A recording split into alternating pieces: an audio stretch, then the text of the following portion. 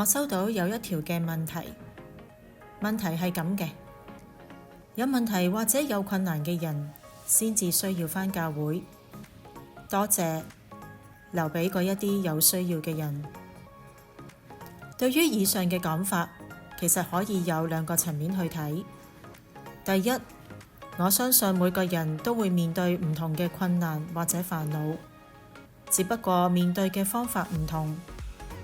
我哋都會傾向以自己嘅能力、人際網絡或者才智去解決問題。既然係難題或者煩惱，我哋更加需要依靠天父上帝賜俾我哋有智慧、辨別嘅能力、平靜嘅心同埋額外嘅恩典去面對。有天父帶領同埋指引嘅人生，唔係更加可靠同埋安穩咩？第二，耶穌曾經講過：我來了，是要叫人得生命，並且得的更豐盛。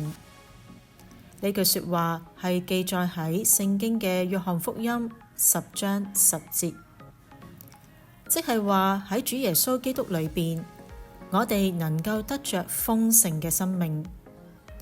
返教會就係進一步認識生命嘅內涵同埋意義，係探索生命意義嘅地方。